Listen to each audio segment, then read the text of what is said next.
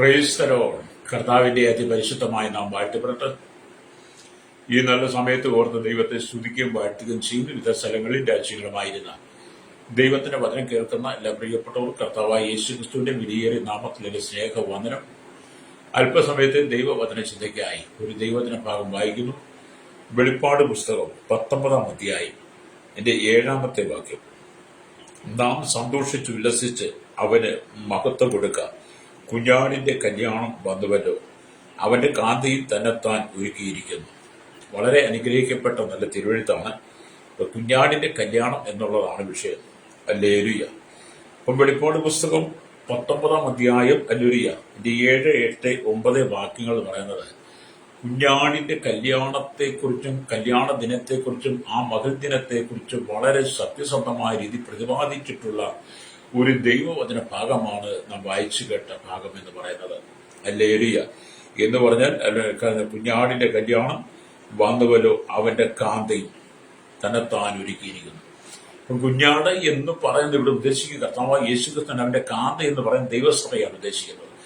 അപ്പം കുഞ്ഞാടിന്റെ കർത്താവിന്റെ വരവ് ഏറ്റവും ആസന്നമായിരിക്കുന്നു. അവന്റെ സഭ തന്നെത്താൻ ഒരുക്കി കാത്തിരിക്കുന്നു. ഹല്ലേലൂയ. കർത്താവ് നമ്മെ മധ്യാകാശത്തിൽ നമ്മെ ചേർക്കാൻ വരുമ്പോൾ ഹല്ലേലൂയ അവന്റെ സഭ ഒരുങ്ങിയിരിക്കണമെന്ന് ദൈവത്തിന്റെ പരിശുദ്ധാത്മാവ് നമ്മെ ഈ പ്രഭാതത്തിൽ ഓർമ്മിപ്പിക്കുക സ്വഭാവേ. Hallelujah.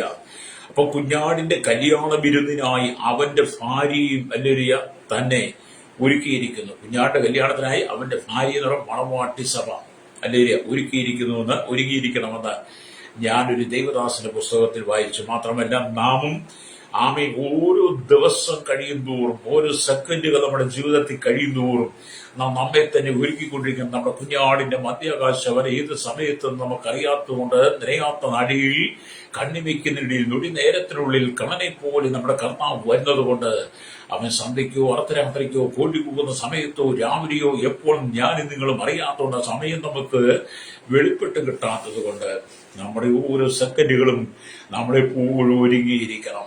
Price the lord. Hallelujah. അപ്പൊ നമ്മൾ ഒരുങ്ങിയിരിക്കണമെന്നാണ് ദൈവത്തിന്റെ വചനം പറയുന്നത്. ഹല്ലേലൂയ.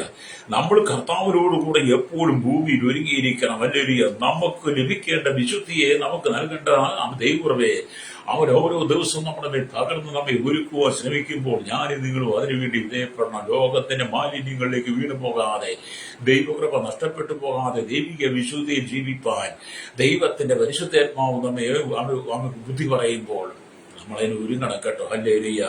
അപ്പൊ നമ്മെ ദൈവം അല്ലെങ്കിൽ ക്രിസ്തുവിന്റെ രക്തമാണ് ഒരുക്കുന്നത് കേട്ടോ. ഈ ഭൂമി നമ്മെ ഒരുക്കിയെടുക്കുക എന്ന് പറയുന്നത് ഇവിടുത്തെ അഭിമാനിച്ചുകൊണ്ടോ, ഇവിടുത്തെ സോപ്പ് തേച്ചത് കൊണ്ടോ, ഇവിടുത്തെ പുതിയ പുതിയ വസ്ത്രങ്ങൾ ധരിച്ചത് കൊണ്ടോ, നാം ഇവിടെ ബ്യൂട്ടി പാർലറുകളിൽ പോയി നമ്മെ ഒരുക്കുന്നതല്ല. ഒരുക്കം എന്ന് പറയുന്നത് പിന്നെന്താണ്? പാപിയായ മനുഷ്യ, പാപത്തിൽ വീട് കിടക്കുന്ന മനുഷ്യ, നീ പാപത്തിന് ചെളിക്കൂട്ടി കിടന്നപ്പോൾ, പാപത്തിൽ നിന്ന് വീട് കിടന്നപ്പോൾ, പാപത്തിന് രക്ഷപ്പെടാൻ കഴിയാതെ പാപമാകുന്ന ചെളിക്കുട്ടി നീ വീട് ഉരുണ്ട് കിടന്നപ്പോൾ, അല്ലെങ്കിൽ ചെളിയിൽ കിടന്ന് ഉരുണ്ട് നിൽക്കുന്ന പന്നിയെ പോലെ മനുഷ്യൻ പാപത്തിൽ ചെളിയിൽ പൂഴ്ത്തപ്പെട്ടവനായി മാറിയപ്പോൾ ഹല്ലേലൂയ അവനെ ഒരുക്കിയെടുക്കുവാൻ ശുദ്ധീകരിക്കുവാൻ ഭൂമിയിൽ ഒരു മാർഗങ്ങൾക്കും ഒരു യാഗങ്ങൾക്കും വഴിപാടുകൾക്കും അന്നത്തെ ആചാര അനുഷ്ഠാനങ്ങൾക്കും ഒന്നും കഴിയാതെ വന്നപ്പോൾ മതങ്ങൾക്കും മത നേതാക്കന്മാർക്കും അന്നുണ്ടായിരുന്ന എല്ലാ മേഖലയുണ്ടായിരിക്കുന്നവർക്കും ഒരു മനുഷ്യന്റെ പാപത്തിന് വിടിവിച്ച ചെളിക്കുന്നവനെ കഴുകിയെടുക്കുവാൻ ഒരുക്കിയെടുക്കാൻ കഴിയാതെ വന്നപ്പോഴാണ് പിതാവായ ദൈവം തന്റെ പുത്രനായിരിക്കുന്ന യേശുവിനെ ഭൂമിയിലേക്ക് അയക്കുന്നത്. സ്തോത്രം. അങ്ങനെ കർത്താവ് യേശുക്കളുടെ പരശുശ്രൂഷയിലൂടെ അല്ലെങ്കിൽ യേശുക്കളുടെ 3.5 വർഷത്തെ ശുശ്രൂഷ കർത്താവ് വലിയ പാപത്തിന്റെ കറകളിൽ നിന്ന് വിടിവെച്ച് കർത്താവിന് വേണ്ടി ഒരുക്കി. മാത്രമല്ല അവന്റെ അവസാന തുള്ളി രക്തം കാൽവരി നമുക്ക് വേണ്ടി ചൊരിയപ്പെട്ട് ആ യേശുവിന്റെ രക്തത്താലാണ് നമ്മുടെ പാപത്തിന്റെ കറകളെ കഴുകാൻ നമ്മൾ ഒരുങ്ങേണ്ടത്. നമ്മൾ എന്തിനാണ് ഒരുങ്ങേണ്ടത്? പാപത്തിന്റെ കറകളെ കഴുകണം, ജീവിതത്തിന്റെ അശുദ്ധികളെ കഴുകിക്കളയണം, ജീവിതത്തിന്റെ പാരമ്പര്യത്തെ കഴുകിക്കളയണം, ജീവിതത്തിന്റെ മോഹങ്ങളെ, ആശകളെ, ഇച്ഛകളെ എല്ലാം, ജഡത്തിന്റെ ചിന്തകളെല്ലാം നീ കഴുകിക്കളഞ്ഞ് ആത്മാവിൽ ഒരുക്കമുള്ളവനായി തീരണം. Price the Lord. പുറമേയുള്ള പ്രൗഢി കൊണ്ടോ, പുറമേയുള്ള മേനി കൊണ്ടോ, പുറമേയുള്ള ആഡംബരങ്ങൾ കൊണ്ടോ നീ വിശുദ്ധനാണെന്ന് പറഞ്ഞ് വിശുദ്ധന്റെ വേഷഭൂഷാദികൾ അണിഞ്ഞ് നീ നടന്നതുകൊണ്ടോ നിനക്ക് ദൈവരാജ്യത്തിൽ ചെല്ലുവാൻ കഴിയില്ല. അവന്റെ മണവാട്ടി സഭ എന്ന് പറയുന്ന വിശുദ്ധ സഭ, ദൈവത്തിന്റെ യേശുവിന്റെ രക്തത്താൽ വീണ്ടെടുക്കപ്പെട്ട ദൈവമക്കൾ അനുദിനം യേശുവിന്റെ രക്തം കൊണ്ട് കഴുകി ശുദ്ധീകരണം പ്രാപിക്കണം. ഇതെല്ലാ സമൂഹത്തിനും ഉള്ളതാകട്ടോ. ആമി ഇത് ക്രൈസ്തവർക്ക് വേണ്ടി മാത്രം എഴുതിയതല്ല. സത്യവേദ പുസ്തകം എടുത്ത ഹിന്ദുവിനും എടുത്ത ഇസ്ലാമിനും എടുത്ത ബുദ്ധമതക്കാരനും ജൈനമതക്കാരനും ലോകത്തുള്ള എല്ലാ മതക്കാരനും എല്ലാ ഭാഷക്കാരനും ഏകദേശം 7093 ഭാഷ സംസാരിക്കുന്ന ആമി സകല ജനത്തിനുള്ള വിവിധ വകുപ്പുകൾക്കും മതചിന്തകൾക്കും ഒരേ പ്രമാണമാണ് ആമി സത്യവേദ പുസ്തകം എന്ന് പറയുന്നത്. എല്ലാവരും പാപത്തിന്റെ ചെളിക്കുണ്ടിൽ നിന്ന് മടങ്ങി വരണം. നിങ്ങൾക്കൊരു നിങ്ങളുടെ ചെറുപ്രായം നിങ്ങൾ ചിന്തിച്ചതുകൊണ്ട് നിങ്ങൾ സ്കൂളിൽ പോകുന്ന ഒരു വിദ്യാർത്ഥിയാകട്ടെ, ഒരു കോളേജിൽ പോകുന്ന ഒരു വിദ്യാർത്ഥിയാകട്ടെ, നിങ്ങൾ ഒരു വർഷം കൂടി നിങ്ങൾ കോളേജിലോ സ്കൂളിലോ കടന്നുപോയി നിങ്ങൾ വിവിധ വിഷയങ്ങളെ കുറിച്ച് പഠിക്കുന്നു. നിങ്ങളെ പഠിപ്പിക്കുന്ന അധ്യാപകന്മാർ നിങ്ങളെ പഠിപ്പിക്കുന്നതെല്ലാം നിങ്ങൾ ശ്രദ്ധ വെച്ച് വളരെ കഠിനാധ്വാനം ചെയ്ത് നിങ്ങൾ ഒരു വർഷം മുഴുവൻ പഠിച്ചിട്ട് പരീക്ഷയ്ക്കായി എപ്പോഴും നിങ്ങൾ ഒരുങ്ങിയിരിക്കുന്നില്ല എങ്കിൽ നിങ്ങളുടെ പഠിത്തം വ്യർത്ഥമാണ്. അതുകൊണ്ട് പഠിക്കുന്ന കുഞ്ഞുങ്ങൾ ഒരു വർഷം പഠിച്ചത് മുഴുവൻ നന്നായിട്ട് വായിച്ചു പഠിച്ച് ഗ്രഹിച്ച് മനസ്സിൽ ധ്യാനിച്ച് മനസ്സിനകത്തത് അല്ലെങ്കിൽ സൂക്ഷിച്ചുകൊണ്ട് പരീക്ഷാകളിലേക്ക് ചെന്ന് അവർ പരീക്ഷയിൽ ജയിക്കുന്നത് പോലെ തന്നെ എന്നെ കേൾക്കുന്ന മാതാവേ പിതാവേ, ലോകത്തിന്റെ പാപച്ചെളിക്കകത്തു നീ നിന്നെ വിടിവിച്ചിട്ട് നീ ദൈവത്തിന് വേണ്ടി ഒരുക്കപ്പെടണം. അതുകൊണ്ടാണ് യാക്കോബിന്റെ ലേഖനം 1-ാം അധ്യായം 12-ാമത്തെ വാക്യം വായിക്കുമ്പോൾ ഇങ്ങനെ രേഖപ്പെടുത്തിയത്: പരീക്ഷ സഹിക്കുന്ന മനുഷ്യൻ ഭാഗ്യവാൻ, അവൻ കൊള്ളാകുന്നവനായി തികഞ്ഞ ശേഷം കർത്താവ് തന്നെ സ്നേഹിക്കുന്നവർക്ക് ഒരിക്കലുള്ള ജീവകിരീടം പ്രാപിക്കും. ഒന്നുകൂടെ ഞാൻ പറയട്ടെ, പരീക്ഷ സഹിക്കുന്ന മനുഷ്യൻ ഭാഗ്യവാൻ, അവൻ കൊള്ളാകുന്നവനായി. അപ്പം കൊള്ളരുതാത്ത പലതും അവന്റെ ജീവിതത്തിലുണ്ട്. എന്നെ കേൾക്കുന്ന സഹോദര സഹോദരി, കൊള്ളരുതാത്തത് പലതിന്റെ ജീവിതത്തിൽ നിൽക്കുന്നുണ്ട്. നീ ഭക്തിയുടെ വേഷം ധരിച്ച് ഭക്തിയുടെ വേഷവും ഷാദി വേണിച്ച് ജനത്തിനു മുമ്പിൽ ഭക്തിയുടെ പ്രകടനമൊക്കെ കാണിച്ചുകൊണ്ട് നീ ഈ ഭൂമി വിലസ് നടക്കുന്നുണ്ടെങ്കിലും നിന്നിൽ കൊള്ളരുതാത്ത അനവധി പ്രവർത്തികളുണ്ട്. ആ കൊള്ളരുതാത്ത പ്രവർത്തികളെ നീ മാറ്റിക്കളഞ്ഞ് നീ കൊള്ളാകുന്നവനായി തീരുന്നെങ്കിൽ മാത്രമേ അവന്റെ സഭയാകുന്ന മണവാട്ടി സഭ യേശുവിന്റെ രക്തത്താൽ കഴുകപ്പെട്ട് ശുദ്ധീകരണം പ്രാപിച്ച് വിശുദ്ധിയോടെ നിൽക്കുന്നെങ്കിൽ മാത്രമേ കുഞ്ഞാടിന്റെ കല്യാണത്തിൽ നിനക്ക് പങ്കെടുക്കാൻ കഴിയുള്ളൂ. ഒരു പരീക്ഷയ്ക്ക് ഒരു കുട്ടി ഒരുങ്ങുന്നത് പോലെ നമ്മൾ ഒരുങ്ങണം. അതുപോലെ അല്ലലിയ നമ്മുടെ രാജാവായ കർത്താവ് അല്ലലിയ, നമ്മുടെ കർത്താവായ കർത്താവ് അല്ലലിയ മധ്യാകാശത്തിൽ കോടാനുകൂടി ദൂതന്മാരുമായി വരുമ്പോൾ അല്ലേലിയ അവരുടെ മണവാട്ടി സഭ ഒരുങ്ങിയിരിക്കണം. അല്ലലിയ മരിച്ചു പോയ വിശുദ്ധന്മാർ ഉയർത്തെഴുന്നേൽക്ക്. അവർക്ക് അവർ ഒരുങ്ങാൻ പറ്റത്തില്ല. അവർ നിത്യതയിൽ ഉറങ്ങിക്കൊണ്ടിരിക്കുന്നു, വിശ്രമിച്ചുകൊണ്ടിരിക്കുന്നു. അവരെല്ലാം ഉയർത്തെഴുന്നേൽക്കും. പിന്നെ ജീവനോട് ശേഷിക്കുന്ന ഞാനും നിങ്ങൾ എന്ത് ചെയ്യണം? ഇവിടെ ലഭിക്കുന്ന മിനിറ്റുകൾ ഓരോന്നും സെക്കൻഡുകൾ ഓരോന്നും നമ്മൾ കുഞ്ഞാടിന്റെ രക്തം കൊണ്ട് കഴുകി ശുദ്ധീകരണം പ്രാപിക്കണം.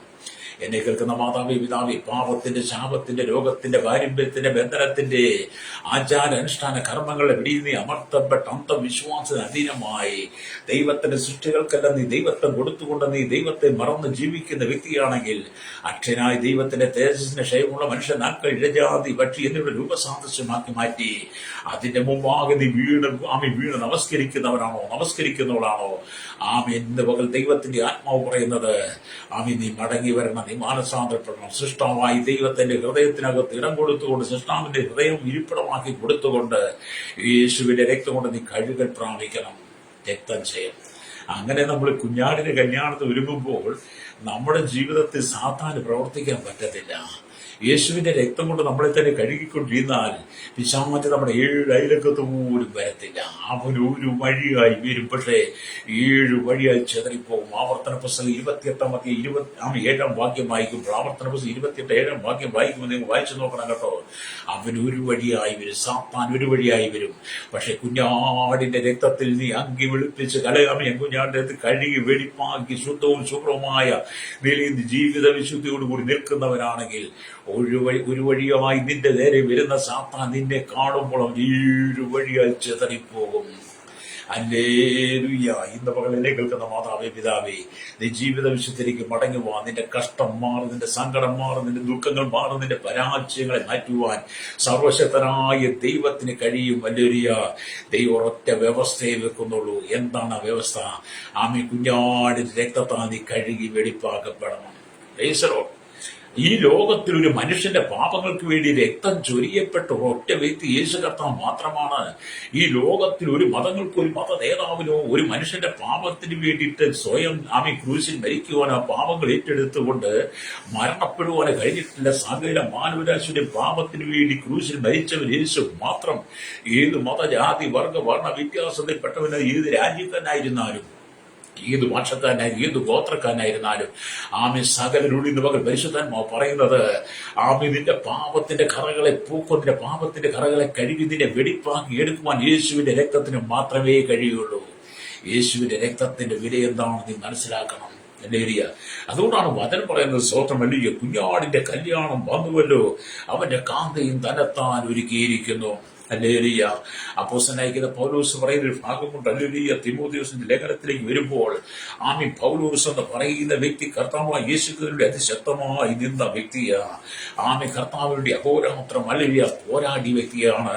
അനവധി കഷ്ടതയിലൂടെ, സങ്കടത്തിലൂടെ, കാണുന്നതിന്റെ ദുഃഖത്തിലൂടെ കടന്നുപോയി മരണകരമായ അനവധി അനുഭവങ്ങൾ. യുദ്ധസമാനമായ മൃഗത്തോട് പൊരുതുന്ന പോലെയുള്ള അനവധി പ്രതിസന്ധികൾ, പല അപകടങ്ങൾ, അനർത്ഥങ്ങൾ അപ്പോസ്തലനായ പൗലോസിന്റെ ജീവിതത്തിൽ കടന്നു വന്നെങ്കിലും കുഞ്ഞാടിന്റെ മണവാട്ടി, കുഞ്ഞാടിന്റെ കല്യാണത്തിന് വേണ്ടി തന്നെ ഒരുക്കി എന്നുള്ളതാണ്. അവസാനം പൗലോസിന് നിര്യാണ കാലം എടുത്തപ്പോൾ, തന്റെ ശുശ്രൂഷയുടെ സമാപന നാളുകൾ എടുത്തപ്പോൾ പൗലോസ് ഇങ്ങനെ പറഞ്ഞു, ഞാൻ നല്ല പോർ പൊരുതു, ഓട്ടം തികച്ചു എന്നാണ്. 2 തിമോഥെയോസിന്റെ ലേഖനം 4-ാം അധ്യായം 6, 7, 8 വാക്യങ്ങൾ വായിച്ച പൗലോസ് പറഞ്ഞ അതിഗാംഭീര്യമുള്ളൊരു വാക്ക് കാണാൻ കഴിയും. എന്താണ്? ഞാനോ ഇപ്പോൾ തന്നെ പാനീയകമായി ഒഴിക്കപ്പെടുന്നു, എന്റെ നിര്യാണ കാലവും അടുത്തിരിക്കുന്നു. ഞാൻ നല്ല പോർപ്പൊരുതി ഓട്ടം തികച്ച് വിശ്വാസം കാത്തു, ഇനി നീതിയുടെ കിരീടം എനിക്കായി വെച്ചിരിക്കുന്നു. അത് നീതിയുള്ള ന്യായാധിപതി, ഹല്ലേലൂയ, അത് നീതിയുള്ള ന്യായാധിപതി, ഹല്ലേലൂയ, നീതിയുള്ള ന്യായാധിപതിയെ കർത്താവ് ആ ദിവസത്തിൽ എനിക്ക് നൽകും. ഹല്ലേലൂയ. എന്നിട്ട് പൗലോസ് മറ്റൊരു കാരണമുണ്ട്, എനിക്ക് നൽകും, എനിക്ക് മാത്രമല്ല അവന്റെ പ്രത്യക്ഷത്തിൽ പ്രിയം വെച്ച ഏവർക്കും കൂടെ. അത് പൗലോസ് പറയുകയാണ്, ഞാൻ നല്ല ഓട്ടം ഓടി, നല്ല എന്റെ വിശ്വാസം കാത്തു. അതുകൊണ്ട് എന്റെ നിര്യാണ കാലം ഞാൻ മരണാനന്തരം എനിക്ക് വേണ്ടി ഒരുക്കി വെച്ചിരിക്കുന്ന നീതിയുടെ കിരീടം ചൂടുവാൻ ഞാൻ അവകാശിയാണ്. ഇത് പകരം കേൾക്കുന്ന മാതാവേ, പിതാവേ, നീ നല്ല പൊരുതി എന്ന് പറഞ്ഞത് എന്താണ്? നീ പൊരുതിയത് ആരോടാണ്? നീ പൊരുതിയത് അല്ലെങ്കിൽ എവിടെയാണ് നീ പൊരുതിയത്? കർത്താവായ യേശുക്രിസ്തുവിന് വേണ്ടി അവന്റെ സുവിശേഷം ലോകത്തിൽ പ്രസംഗിക്കുവാൻ, സുവിശേഷത്തെ വിളിച്ചു പറയുവാൻ, സത്യ സുവിശേഷത്തിന് വേണ്ടി ജീവൻ പോലും പണയം വെച്ച് പ്രസംഗിച്ച പൗലോസിനെ പോലെ സുവിശേഷത്തിന് വേണ്ടി നീ പൊരുതിയോ? ജാതികളുടെ മധ്യ തീവ്രവാദികളും, ഭീകരവാദികളും, വർഗീയവാദികളും, നിരീശ്വരവാദികളും, യുക്തിവാദികളും നിറയപ്പെട്ട് നിൽക്കുന്ന, മദ്യത്തിനും മയക്കുമരുന്നിനും ലഹരിക്കും അടിമപ്പെട്ട് നടക്കുന്ന ഭരണ സംവിധാനങ്ങളെല്ലാം എതിരായി തിരുമ്പോൾ സകല ജനങ്ങളും എതിരായി സുവിശേഷം ഒന്നിച്ച് പ്രകമ്പനം ശ്രദ്ധിക്കുമ്പോൾ അതിനെതിരെ ക്രിസ്തുവിന്റെ സുവിശേഷമായി നീ പൊരുതി നിന്നിട്ടുണ്ടെങ്കിൽ ഹല്ലേലൂയ, നിനക്ക് കർത്താവ് നീതിയുടെ കിരീടം തരും. Price the Lord.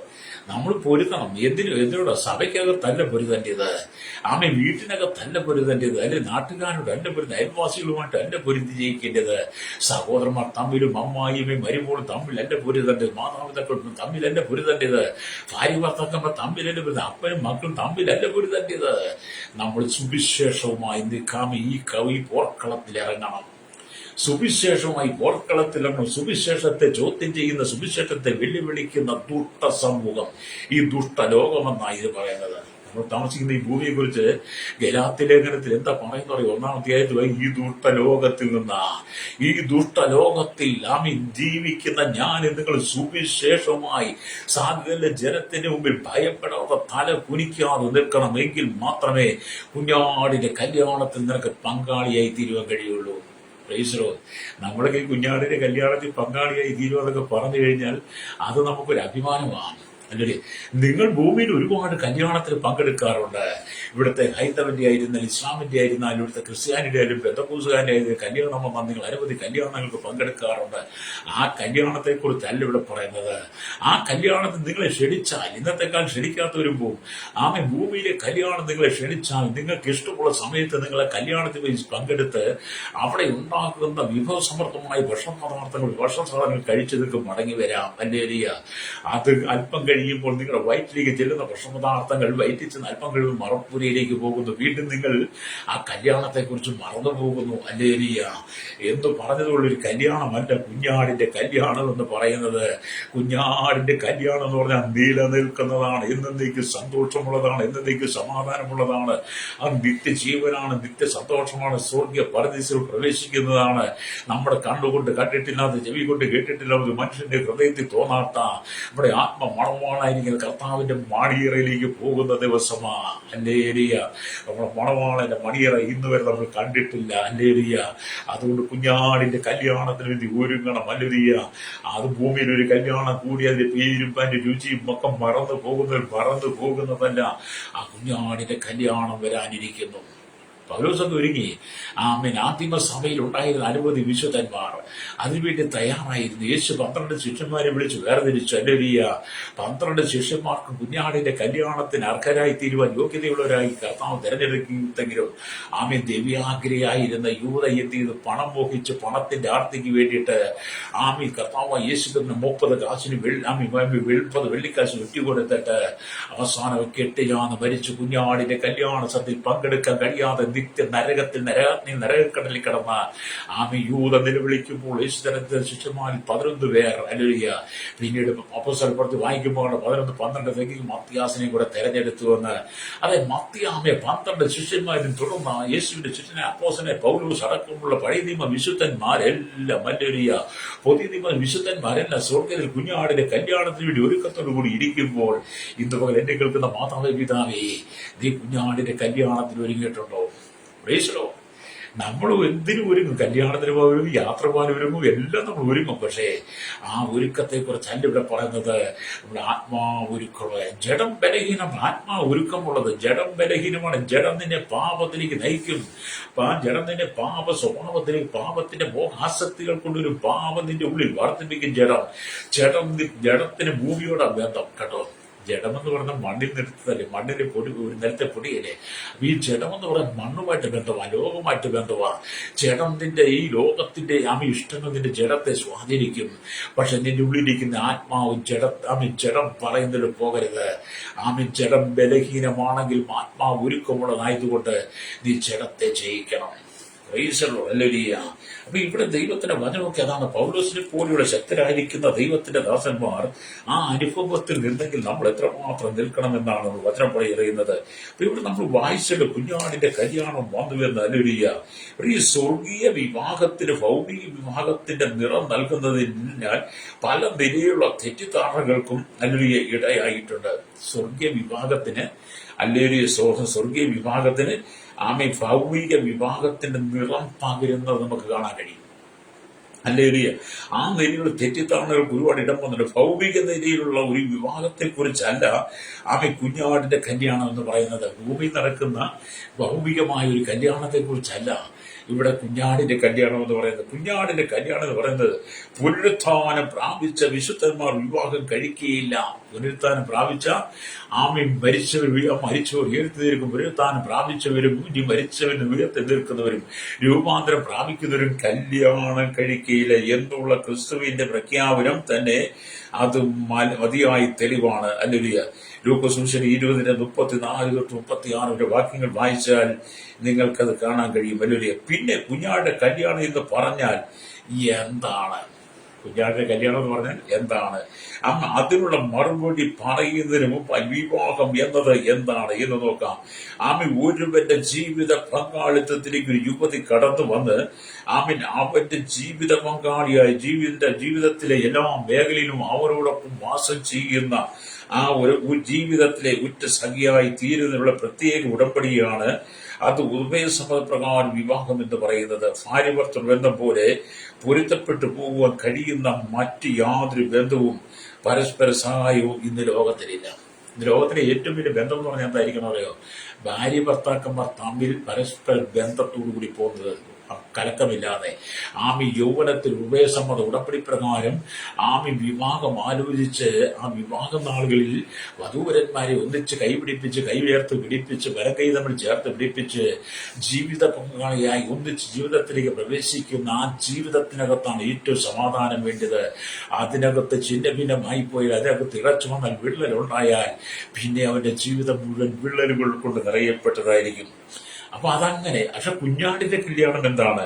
കുഞ്ഞാടിന്റെ കല്യാണം എന്ന പ്രയോഗം സ്വർഗീയമായ കാര്യങ്ങളെ ഭൗമിക നിലയിൽ ശൈലിയിൽ വെളിപ്പെടുത്തുവാനുള്ള ഒരു ആത്മീയ പ്രയോഗമാണ്. കുഞ്ഞാടിന്റെ കല്യാണം പറഞ്ഞാൽ ഇവിടുത്തെ ഭൗമികമായ നിലയിലൂടെയുള്ളതല്ലെന്ന് നമുക്കും തെളിയിച്ചു തരുവാനുള്ള ആത്മീയ പ്രയോഗമാണത്. സ്തോത്രം എന്ന് പറഞ്ഞാൽ വൈവാഹിക വേളകളിലെ ഉഭയസമ്മതത്തിനും വരനും വധുവും ജീവിതത്തിലെ കൂട്ടുപങ്കാളികളും കൂട്ടവകാശികളുമായി തീരുന്നത് പോലെ ദൈവസഭ ക്രിസ്തുവുമായി എടുക്കുന്ന ഉഭയസമ്മത ഉടമ്പടിക്കാണ് ഇവിടെ കുഞ്ഞാടിന്റെ കല്യാണം എന്ന് പറയുന്നത്. രണ്ട് കുടുംബത്തിലായിരിക്കുന്ന കുടുംബക്കാർ തമ്മിൽ ഒരു വധുവിനും വരുവിനും ചേർത്ത് ഉഭയസമ്മത ഉടമ്പടി പ്രകാരം അവരെ ഭാര്യ ഭർത്താക്കന്മാരി തിരഞ്ഞെടുക്കുന്ന പോലെ കർത്താവായ യേശുക്രിസ്തുവും യേശുക്രിസ്തുവും സഭയുമായുള്ള ഉഭയസമ്മത ഉടമ്പടിയാണ് നമ്മളിവിടെ ചെയ്തിരിക്കുന്നത്. അതുകൊണ്ട് ആ ഉഭയസമ്മത ഉടമ്പടിക്കകത്ത് ഞാനും നിങ്ങൾ ക്രിസ്തുവിനെ അനുഗമിച്ചുകൊണ്ട് ഇവിടെ കർത്താവായ യേശുക്രിസ്തു മധ്യാകാശത്തിൽ വരുന്നത് കാത്തും കൊണ്ടിരിക്കുമ്പോൾ നമ്മുടെ ഉഭയസമ്മത ഉടമ്പടി ക്രിസ്തുവിൽ നിന്ന് നമ്മൾ അകന്നു പോകരുത്, തെറ്റിപ്പോകരുത്. ആ ഉടമ്പടിക്കകത്ത് നിറഞ്ഞു നിൽക്കണം എന്ന് പറഞ്ഞാൽ ഒരുവൻ പാപിയായിരുന്ന മനുഷ്യൻ, പാപത്തിൽ ജീവിച്ച മനുഷ്യൻ, പാപത്തിന് അധീനമായ ശരീരത്തിൽ ജീവിച്ച മനുഷ്യൻ പാപത്തെ വിട്ടൊഴിഞ്ഞ് കർത്താവായ യേശുക്രിസ്തുവിനെ സ്വന്തം രക്ഷിതാവും പിതാവായി സ്വീകരിച്ച് അവന്റെ കൽപ്പനയാകുന്ന വിശ്വാസ സ്നാനം സ്വീകരിച്ച് പരിശുദ്ധാത്മാവിന്റെ സ്നാനം ചെയ്ത് വേർപാടും വിശുദ്ധിയും ആചരിച്ചുകൊണ്ട് അപ്പോസ്തലിക ഉപദേശം കേട്ടുകൊണ്ട് പ്രാർത്ഥന ജീവിതം നയിക്കുന്നവൻ, അപ്പം തുറക്കി പ്രാർത്ഥന ജീവിതം നയിക്കുന്നവൻ, അവൻ ക്രിസ്തുവായിട്ട് എടുത്ത ഉഭയസമ്മത ഉടമ്പടിയുണ്ട്. മരണപര്യന്തം വിശ്വസ്തനായിരിക്കണം എന്നുള്ളത്. എന്നെ കേൾക്കുന്ന മാതാവ് പിതാവ് മരണപര്യന്തം നീ വിശ്വസ്തനായിരിക്കണം കർത്താവിനെങ്കിൽ മാത്രമേ ആ ഉഭയസമ്മത ഉടമ്പടി പ്രകാരം നീ കർത്താവുമായിട്ട് കുഞ്ഞാടിന്റെ കല്യാണത്തിന് നീ ഉടമ്പടി ചെയ്ത് നിനക്ക് സ്വർഗത്തിൽ ആ മണിയറയിലേക്ക് ചെല്ലുവാൻ കഴിയുള്ളൂ. അവിടെ നമ്മൾ കർത്താവിനോട് കൂടെ നീളോ നിത്യത മുഴുവൻ ആനന്ദത്തിൽ ആരാധിച്ച് ദൈവത്തെ മഹത്വപ്പെടുത്തും. 24 മണിക്കൂറും ഗരുവുകളും സാറാബുകളും വിശുദ്ധന്മാരും അടങ്ങുന്ന വിശുദ്ധ സംഘത്തിൽ ഞാനും നിങ്ങളും നിത്യത മുഴുവൻ ചെലവഴിക്കണമെങ്കിൽ ഇവിടെയെടുത്ത് ഉഭയസമ്മത ഉടമ്പടിക്കകത്ത് ഉറച്ചു നിൽക്കണം. നമ്മുടെ ഇവിടെ ഉഭയസമ്മത ഉടമ്പടി പ്രകാരം പല വിവാഹങ്ങൾ നടന്നിട്ടുണ്ട്. വിവാഹ വേദിയിൽ തന്നെ വധുവിനെ ഇറക്കിക്കൊണ്ട് പോയ സംഭവമുണ്ട്. വിവാഹം കഴിഞ്ഞ് വീട്ടിലെത്തുമ്പോൾ വധു മറ്റൊരാളുടെ കൂടെ പോയ സംഭവങ്ങളുണ്ട്. വിവാഹത്തിന്റെ തലേദിവസം ഒളിച്ചുകൂടി പോയ വിഷയങ്ങൾ. അങ്ങനെ ഉഭയസമ്മത ഉടമ്പടി പ്രകാരം എടുത്ത് പലതും ഛിന്ന ഭിന്നമായി മാറിയതുപോലെ തന്നെ ദൈവസഭയ്ക്കകത്ത് വലിയ ക്രിസ്തുവുമായി ഉഭയസമ്മത ഉടമ്പടി പ്രകാരം വിവാഹം നിശ്ചയിക്കപ്പെട്ട പലരും ഇന്ന് സഭയ്ക്കകത്തില്ല കേട്ടോ. പലരും ക്രിസ്തുവിനെ വിട്ട് ഒളിച്ചോടി, ക്രിസ്തുവിനെ വിട്ട് പിന്മാറ്റത്തിലേക്ക് പാപത്തിന്റെ വഴിയിലേക്ക് കടന്നുപോയി. അങ്ങനെയുള്ള സ്വഭാവി നിനക്ക് കർത്താവിനോടൊപ്പം നിത്യതയിൽ കുഞ്ഞാടിന്റെ കല്യാണത്തിന് നിനക്ക് ചേരുവാൻ കഴിയില്ല. അപ്പൊ കുഞ്ഞാടിന്റെ കല്യാണം വന്നവന്റെ സഭയും അവന്റെ കാന്തയും തന്നെത്താൻ ഒരുക്കിയിരിക്കുന്നു. അത് 24 മണിക്കൂർ നിനക്ക് തരുമ്പോൾ 24 മണിക്കൂറിന്റെ ഓരോ സെക്കൻഡുകളും നീ എപ്പോഴും ഒരുക്കമുള്ളവളായിരിക്കണം. ഹല്ലേലൂയ. അങ്ങനെ നമ്മൾ ഒരുങ്ങിയിരിക്കുമ്പോഴാണ് ഈ കാഹളനാദം നമ്മുടെ ആത്മാവിൽ കേൾക്കുവാൻ കഴിയുള്ളൂ. ഇവിടെ നമുക്ക് കഷ്ടങ്ങളുണ്ട്, പ്രയാസങ്ങളുണ്ട്, സങ്കടങ്ങളുണ്ട്, ദുഃഖങ്ങളുണ്ട്, കണ്ണുനീരുണ്ട്, ഇവിടെ നിന്ദയുണ്ട്, അപമാനങ്ങളുണ്ട്, ഏറ്റക്കുറിച്ചുള്ള വലിപ്പച്ചെറുപ്പുണ്ട്. ഇവിടെ നമ്മളെ തരം താഴ്ത്തും. അങ്ങനെ ഒരുപാട് നിന്നാപമാന പരിഹാസങ്ങളിലൂടെ നീ കടന്നു പോകേണ്ടി വന്നാലും എന്നെ കേൾക്കുന്ന മാതാവി പിതാവി ക്രിസ്തുവുമായിട്ടെത്ത ഉഭയസമ്മത ഉടമ്പടി അത് നീ ലംഘിക്കരുത്. നമ്മളിവിടെ കർത്താവുമായിട്ടാണ് നമുക്ക് ഉടമ്പടിയുള്ളത്. ഭൂമിയിൽ നമുക്ക് മനുഷ്യനുമായിട്ടൊന്നും ഉടമ്പടിയില്ല. നമുക്കുള്ള ഉടമ്പടി നമ്മുടെ കർത്താവുമായിട്ടാണ്. രക്തം ചെയ്യും.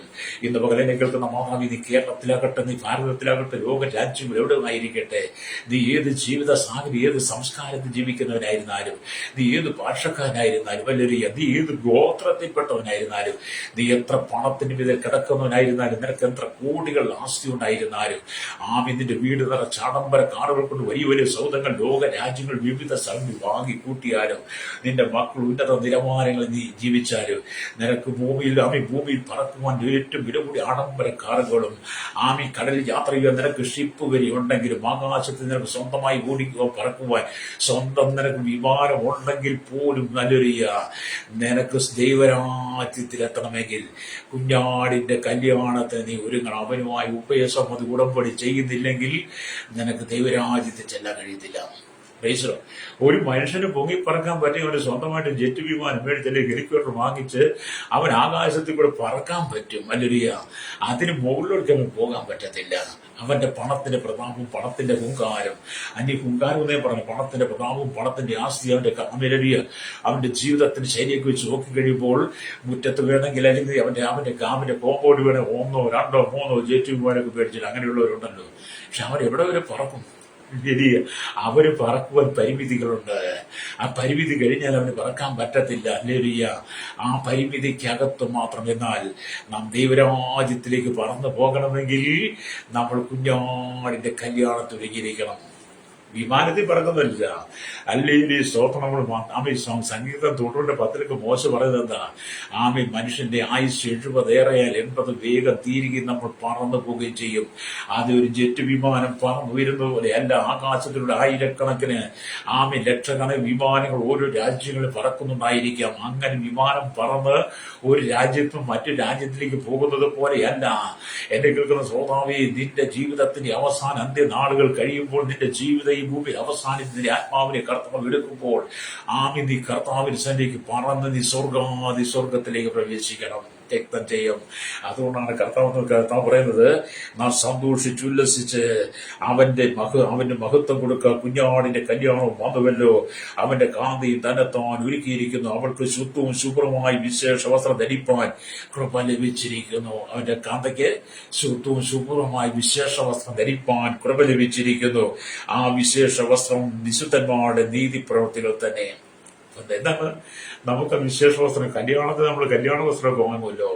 ഇവിടെയൊക്കെ ഞങ്ങളുടെ നാട്ടിലുണ്ടോന്ന് അറിയത്തില്ല. ഇവിടെയൊക്കെ എന്ന് പറഞ്ഞാൽ കല്യാണത്തിന് 2 ആഴ്ചയ്ക്ക് മുമ്പേ ഇവിടത്തേക്ക് വലിയ ടെക്നീഷ്യൻ പോയി വലിയ വിലപിടിപ്പുള്ള കല്യാണ വസ്ത്രങ്ങൾ സ്വർണ്ണമെല്ലാം വാങ്ങിക്കൊണ്ട് കല്യാണത്തിന്റെ തലേദിവസം 2 ദിവസം മുമ്പേ അതിന്റെ പ്രദർശന വസ്തുവെ പോലെ വെച്ച് അയൽവാസികളെ ബന്ധുക്കളെല്ലാം വിളിച്ച് കല്യാണ വസ്ത്രങ്ങൾ മന്ത്രകൂടി എടുത്ത സ്വർണ്ണങ്ങളെല്ലാം പൊതുദർശനം വെച്ച് കാണിക്കുന്നത് പോലെ അല്ലേലിയ അങ്ങനെ കാണിക്കുന്നതല്ല കുഞ്ഞാടിന്റെ കല്യാണം നമുക്ക് തരുന്ന വിശേഷ വസ്ത്രം. അങ്ങനെ നമ്മളൊരു മാർക്കറ്റിൽ നിന്ന് ഒരു കടയിൽ നിന്ന് വാങ്ങിയതല്ല കേട്ടോ. അല്ലേലിയ നമ്മൾ ഈ വിശേഷ വസ്ത്രം എന്താണ്? ആ വിശേഷ വസ്ത്രത്തെ പറയുന്നത് അവൾക്ക് ശുദ്ധവും ശുഭ്രവുമായി വിശേഷ വസ്ത്രം ധരിപ്പാൻ കൃപ ലഭിച്ചിരിക്കുന്ന ആ വിശേഷ വസ്ത്രം എന്ന് പറഞ്ഞാൽ വിശുദ്ധന്മാരുടെ നീതി പ്രവർത്തികളാണ്. അല്ലേലി അത് കടയിൽ നിന്ന് വാങ്ങിച്ചതല്ല. എന്നെ കേൾക്കുന്ന മാതാവി പിതാവി, നീ നീതി പ്രവർത്തികൾ ചെയ്ത് നീ വിശുദ്ധിയോടെ ജീവിക്കണം. മനുഷ്യന്റെ നീതി പ്രവർത്തികൾ എന്നൊക്കെ പറയുന്നത് കറവിരണ്ട തുണി പോലെ യെശയ്യാ പ്രവാചകന്റെ പുസ്തകം 66 കാണുന്നുണ്ട്. മനുഷ്യന്റെ നീതി പ്രവർത്തികളൊക്കെ എന്താണ്? കറവിരണ്ട തുണി പോലെ. അതുകൊണ്ട് ഇവിടെ എത്ര വിശേഷ വസ്ത്രം മേടിച്ചു വെച്ചാലും, എത്ര വില കൂടിയ കല്യാണ വസ്ത്രം മേടിച്ചാലും, എത്ര ആഡംബരമുള്ളത് മേടിച്ചാലും അതെല്ലാം താൽക്കാലികമാണ്. കല്യാണത്തിന്റെ തലേദിവസം വിശേഷ വസ്ത്രം ധരിക്കാൻ വേണ്ടി സ്വർണ്ണങ്ങൾ കൊണ്ട് പൊതിയാൻ വേണ്ടി പലരും സ്വർണ്ണക്കടയിൽ കിടക്കുന്ന 100 പവനും 101 പവനും ഒക്കെ മേടിച്ചിട്ടുണ്ടെങ്കിൽ പിന്നെ ഇതെല്ലാം പണയം വെച്ചും ബാങ്കിക്കൊണ്ട് ലോൺ വെച്ചും അത് തന്നെ പലരും നഷ്ടപ്പെട്ടു. മാത്രമല്ല ഭൂമിയിൽ നിന്ന് വില കൂട്ടിയ വിശേഷ വസ്ത്രം മേടിച്ച പല വിശേഷ വസ്ത്രം ഇന്ന് ഉപയോഗശൂന്യമായി മാറി.